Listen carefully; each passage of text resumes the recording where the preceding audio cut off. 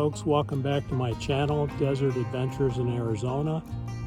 We're camped at Organ Pipe Cactus Monument, and next to our campground is this very interesting rig owned by Randy. And I'd like to introduce you to Randy, and we're going to give you some information and do an interview on how he built his rig and how it works for him. Okay, thanks, Steve. Well, I built this about 10 years ago, and it's been evolving. It used to stop right here and have hinges in the front, and the top came up. But it turns out it wasn't really big enough for my wife and I, so we decided to add to the whole thing going forward over the cab over. And instead of having it hinge from the front, I changed it to hinge from the other side, so it's asymmetrical, and extended the top and so forth. So Randy, is this primarily wood? Yes, it's all mostly half-inch plywood and some 3/4 inch, some 1/4 inch. Okay, and this is a Tacoma pickup that you're running it on. Two-wheel drive. Two-wheel drive. 4-cylinder engine. What I call the XW engine, standing for extra weak. So it means I go slow up the hills, but it gets pretty good gas mileage. Well, Toyota's pretty reliable though, isn't it? Oh yeah, yeah. And it's been everywhere. And I've never had any trouble with getting through on some pretty bad roads. But anyhow, the whole camper weighs about probably 600 pounds. And the only appliance it has is a little stovetop cooker. And the way it works, this all folds down, so this top will come down right to here. And the top weighs about 120 pounds. So that's why I really need this crank to raise it up. And so it makes it pretty easy to take the top up and down. So then what happens is that when the end walls come in and lay down, and then the big side wall folds down on top of that, and then finally the top comes down. So it's a pop-up basically. Basically, right. yeah, kind of asymmetrical. And you've got plenty of airflow. Yeah, it's got enough windows, and it's got about a 1/2 inch of foam insulation. So when it gets hot like this, the top still warms up a little bit, but it's not too bad. Okay, so, and you carry a bicycle?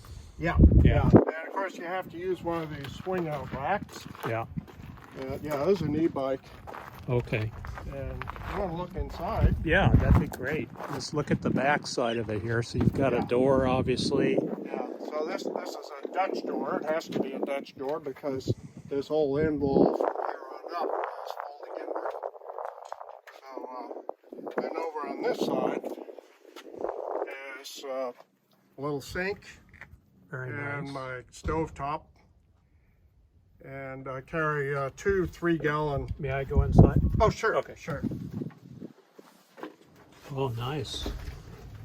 2 3-gallon water containers, which generally works out well enough. Mm-hmm. And all the shelves, of course, have to fold down. Okay.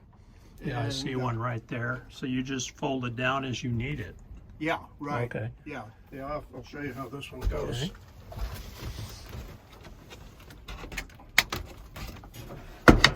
Oh, very ingenious. Very ingenious. So then I can put various things. Yeah. Yeah, and then pots and pans go up there, but normally they go in this box here. Okay. So when my wife and I are traveling, she sleeps down below and I sleep up above. She sleeps with her head that way. I sleep with my head this way. And this is insulated underneath there, there, 1/2 inch of foam inside of that. Yeah. Very nice. And then, is that a heater over there I see? This is a propane heater. I used to have a wood stove, which was exactly the same firebox. They're made for ice fishing shacks. But this propane stove works really well. Okay. And then it vents, and there's 3-inch stove pipe that goes out. This comes out, and this stove jack goes in place of it. So then I've got about 4 feet of pipe that sticks up above. So it draws pretty well. What's the coldest you've camped in? 4 below. 4 below, Yeah. and that keeps you pretty warm. Oh yeah. Yeah. Yeah. Yeah. Well, with this aluminum in here, you probably get some reflective heat. You do. Yeah. I get a lot of reflection. Yeah. So yeah. And then you've got a little porthole there Uh-huh. where you can check on the neighbors next door. Yeah, yeah, and it makes a huge difference for light on the table. Oh yeah, natural light. Yeah. So And I do sleep in it like at rest areas with the top down. I can do that. There's Okay. enough room to sit up. Okay, so And that's that the gives bed. me- that's the only light I have when the Yeah. top's down. Okay, that's the upper bed, and then you've got another bed here, Mm-hmm. which your wife uses, and of course the table. Yeah.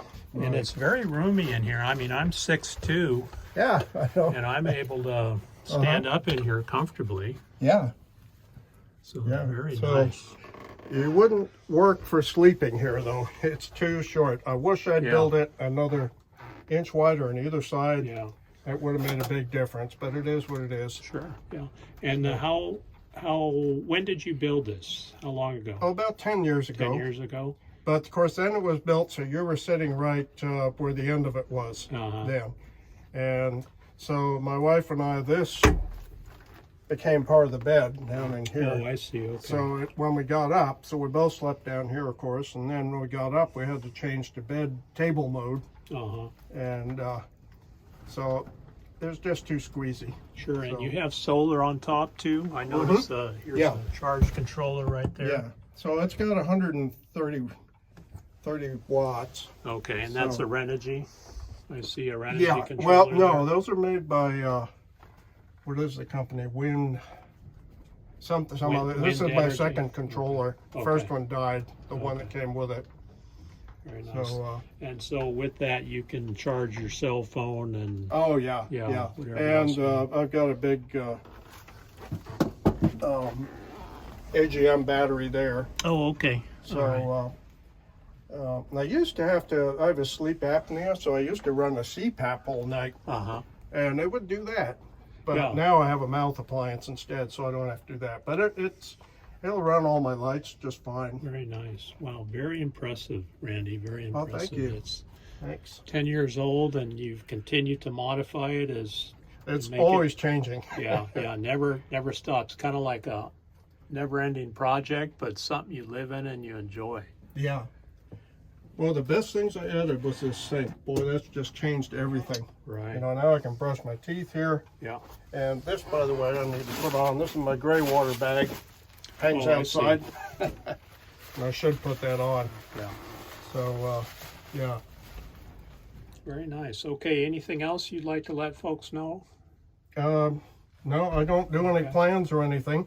But if you want to build something like this yourself, the key is build a scale model. Oh, really? So, and I did that and used paper hinges, and I learned a lot from that in terms of how things work, because all these parts have to nest. I see. And so you have to think about everything in terms two ways. One is when it's up, the other is when it's folded down. Yeah. So which makes For it really traveling, tricky. right? You got to be able to secure it to travel as Yeah, well. right. So, yeah. Yeah, so like if you're going to add a shelf like this, you have to think, how's it going to be folded, and how much is that going to impede, and then how's it going to work when it's up. Sure. So Yeah, very good Yeah. use of space here. Very good. Okay, you. Randy, thank you very much for sharing this, and I'll have it posted on Desert Adventures in Arizona. very good. All right, thank you again. Thank you, Steve.